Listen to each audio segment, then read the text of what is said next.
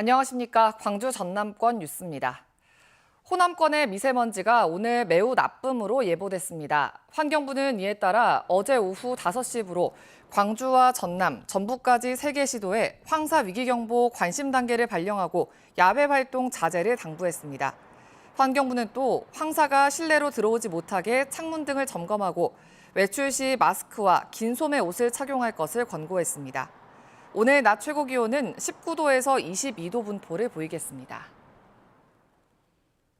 농촌에서 외국인 일손이 귀해진 지 오래입니다. 이 때문에 외국인 노동자들의 노동 환경을 개선할 필요성도 커지고 있는데요.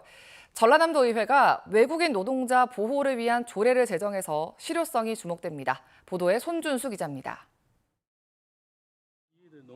화순의 한 시설하우스, 캄보디아 출신 20대 노동자들이 능숙한 손놀림으로 파프리카를 수확하고 있습니다. 10년째 외국인 노동자를 고용해 농사를 짓고 있는 문민호 씨. 한 해 농사 성공이 외국인 일손 확보에 달렸다고 말합니다. 농가는 규모화되고 커지고 있는데 외국인 노동자는 쿼터가 정해져서 농가 쪽에 인력 구하기가 엄청 심하거든요. 시설하우스와 양식장 등 전남에서 일하고 있는 외국인 노동자는 6만여 명. 농어촌 필수 인력이 된 지 오래지만 대부분은 미등록 상태로 정확한 통계조차 잡히지 않고 있습니다. 전국적으로 이주 노동자에 대한 실태 조사는 부족합니다. 현장을 가보면 매우 열악한 주거 환경에서 일하고 매우 열악한 노동 환경에서 근무하고 있습니다. 전라남도 의회가 외국인 노동자 지원을 위한 조례를 제정했습니다. 5년 단위로 외국인 노동자 몇 명이 어디서 무슨 일을 하는지 파악해 노동 환경 실태를 체계적으로 조사하자는 겁니다. 산재 피해 등의 경우 법률 상담을 제공하는 외국인 노동자 지원센터 설립도 가능해졌습니다. 안전하게 일하고 좀 고국에 무사히 좀 귀국할 수 있는 이런 여건을 충분히 마련할 수 있다고 생각을 합니다. 전국에서 세 번째로 제정된 전라남도 외국인 노동자 지원 조례가 실효를 거둘 수 있을지 주목됩니다. KBS 뉴스 손준수입니다. 세계 각국의 유학생에게 광주와 지역 대학의 매력을 널리 알리기 위한 제1회 광주 외국인 유학생의 날이 어제 광주 중해공원에서 열렸습니다. 세계와 광주를 잇따를 주제로 한 이번 행사는 유학생과 시민 등 1000여 명이 참석한 가운데 모범 이민자 시상, 유학생 장기자랑, 대학별 홍보부스 운영 등으로 치러졌습니다. 현재 광주 지역에는 중국과 베트남, 몽골, 일본, 미국 등에서 온 유학생 5천여 명이 각 대학에서 학업을 이어가고 있습니다. 5.18 진상조사에서 드러난 범죄 혐의를 수사기관의 장에게 고발하도록 한 5.18 특별법 개정안이 발의됐습니다. 개정안을 대표 발의한 민주당 조호섭 의원은 현행법이 검찰총장에게만 고발하도록 규정하고 있어 최근 형사소송법과 검찰청법 개정 등으로 축소된 검찰 수사만으로는 한계가 있었다며 발의 배경을 설명했습니다. 조 의원은 이번 개정을 통해 5.18 진상규명에 필요한 법 제도를 뒷받침하게 될 것이라고 덧붙였습니다. 국가폭력을 딛고 화해와 평화를 향해 나아가는 제주 4.3과 광주 5.18, 제주의 4월과 광주의 5월을 함께 기억할 수 있는 조형물이 제주도에 만들어졌습니다. 네트워크 소식 제주총국 문준영 기자입니다. 서귀포시청 동쪽에 마련된 작은 쉼터. 빨갛게 수놓인 동백간판 밑으로 제주 4.3 사건과 광주 5.18 민주화운동을 기리기 위한 조형물이 들어섰습니다. 서귀포시와 인권연대가 4.3과 5.18의 전국화를 위해 설치한 4월 걸상과 5월 걸상입니다.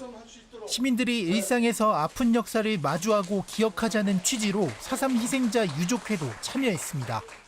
걸상은 걸터 앉아있다, 쉬어간다, 또 누구를 기다린다 하는 그런 의미로서 5월과 4.3이 우리 민족의 아픔을 안고 쉬어가는 것, 또 기다리는 것, 또 바라보는 것 이런 의미에서 5.18 민주화운동 기록물이 유네스코에 등재된 만큼 4.3 기록물 등재 추진에 큰 힘이 될 것으로 기대됩니다. 행사 계기로 4.3 기록물이 유네스코 등재하는 데 있어가지고 상당히 영향을 받을 거로 저는 평가하고 싶습니다. 시민들도 쉼터에 앉아 사진을 찍고 담소리 나누며 그날의 아픔을 위로했습니다. 앞으로 시민들이 절대 잊지 말아야 한다고 생각하고 제주도가 아니어도 전 국민들이 다 같이 이 역사에 대해서 잘 알았으면 좋겠다고 생각하고 있습니다. 광주 금남로에서 200여 킬로미터 떨어진 곳에서 만난 제주의 4월과 광주의 5월. 시민들도 5월 걸상을 통해 제주의 4월과 광주의 5월을 함께 기억하고 평화와 상생의 가치가 널리 퍼지길 바라고 있습니다. KBS 뉴스 문준영입니다. 정부가 비수도권에 있는 대학교 30곳을 선정해서 한 학교에 5년 동안 1,000억 원을 지원하는 사업이죠. 글로컬 대학 유치 경쟁이 뜨거운데요. 서열화 등 여러 부작용도 우려됩니다. 전주방송총국 이종환 기자입니다. 지역 산업과 연계해 혁신 의지가 있는 비수도권 지역 30개 대학에 재정을 지원하고 규제를 완화해 주겠다는 게 글로컬 대학 30 사업의 핵심. 학과 간, 대학 간 벽을 허무는 등 변화와 혁신을 꾀하는 대학이 대상입니다. 거점 국립대인 전북대가 글로컬 대학 유치 경쟁에 뛰어들었습니다. 학문 분야 또는 모집 단위별 광역화, 유사 교과목 통합 운영 등 학사구조 개편안을 추진하고 지자체와 지역 산업체가 요구하는 맞춤형 인력 양성에 나서는 등의 대학 혁신안을 내놨습니다. 이 사업을 유치하느냐 그렇지 못하느냐에 따라 대학의 운명도 달라질 것입니다. 이와 관련하여 우리 대학은 이 사업을 통해 새로운 도약의 기회를 만들고자 합니다. 원광대와 군산대, 전주대와 우석대 등 전북의 다른 대학도 저마다 전략과 혁신안을 내세워 학교의 미래가 걸린 글로컬 대학에 선정되는 데 온 힘을 쏟고 있습니다. 대학의 학사 구조를 재설계하고 혁신적인 교육 시스템을 구축하는 등 담대한 교육 혁신을 준비하고 있습니다. 하지만 부작용도 우려됩니다. 대학 내 구조조정이 시작되면 구성원 간 이해 당사자 간 반발을 낳을 수 있는 데다 글로컬 대학에 선정되지 못할 경우 학교 위상도 떨어질 수 있기 때문입니다. 또한 지방들을 돕겠다는 글로컬 대학 선정이 오히려 대학 서열화를 부추기고 지원을 받지 못하는 대학을 도태시킬 우려도 있습니다. KBS 뉴스 이종환입니다. 광주시가 전문 예술극장인 가칭 오페라하우스 건립을 추진합니다. 이를 위해 광주시는 상반기에 타당성 조사와 기본계획 용역을 발주해 1년 동안 규모와 위치, 기능 등을 구체화할 방침이라고 밝혔습니다. 광주에는 대극장과 소극장을 합쳐 2,000여 석 규모인 광주문화예술회관이 있지만 대형 공연을 무대에 올리기에는 한계가 있다는 지적이 제기돼 왔습니다. 한편 광주문화예술회관은 290억여 원을 들여 리모델링을 마치고 다음 달 예술의 전당으로 새롭게 문을 열 예정입니다. 40여 년 동안 흑염소가 방목돼 생태계가 훼손된 무등산 국립공원의 한 목장 부지에 복원 사업이 추진됩니다. 국립공원공단 무등산 국립공원 동부사무소는 오는 25일 화순군 수말리 너와나 목장 부지에 있는 생태계 교란식물과 경계 울타리를 철거하고 본격적으로 복원 작업을 시작한다고 밝혔습니다. 이 목장에서는 40여 년 동안 흑염소가 방목됐고 생태계 교란종인 돼지풀과 환삼덩굴 등이 서식하고 있으며 경계 울타리 때문에 야생동물의 이동이 단절되는 등 복원의 필요성이 제기됐습니다. 목포해경이 본격적인 행락철을 앞두고 음주운항 일제 단속에 나섭니다. 이에 따라 오늘부터 음주운항 예방을 위한 홍보와 계도에 나서는 한편 오는 27일에는 경비함정과 파출소, 상황실 등 해상과 육상을 연계한 일제 단속을 펼칠 계획입니다. 목포해경은 최근 3년간 적발한 음주운항 43건 가운데 33%가량이 6월과 7월 행락철에 집중됐다며 각종 해양사고에 선제적으로 대응하기 위해 이번 일제 단속을 추진한다고 밝혔습니다. 광주시가 무등산 정상부 복원의 기초 자료로 쓰일 옛 사진을 공모합니다. 공모 기간은 다음 달 23일까지이고 대상은 군부대 이전 전 정상부 모습이나 정상을 배경으로 한 역사적 가치를 담은 사진입니다.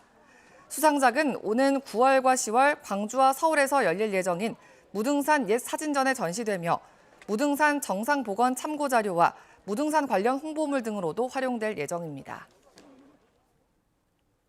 진도항과 제주 애월을 연결하는 추가 항로가 개설됩니다. 시월드 고속페리는 2025년 9월 취항을 목표로 여객 정원 600여 명, 차량 140대를 수송할 수 있는 만톤급 선박을 도입할 예정이라고 밝혔습니다. 지난해 진도항과 제주 항로를 취항한 산타모니카호는 1년 만에 여객 24만 명, 차량 4만 7천 대를 수송해 지역 관광과 물류 수송에 크게 기여한 것으로 분석됐습니다.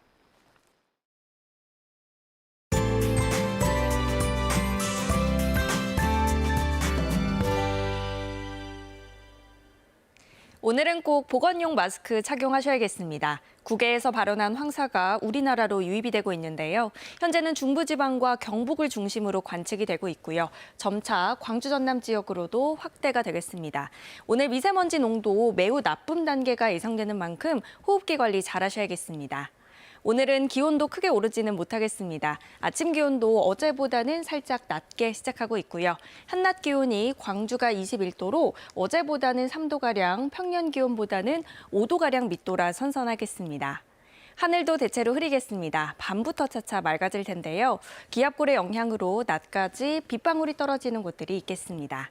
다음 자세한 지역별 날씨입니다. 아침 기온 어제보다 1에서 7도가량 낮고요. 한낮 기온 담양과 화순 21도가 예상됩니다.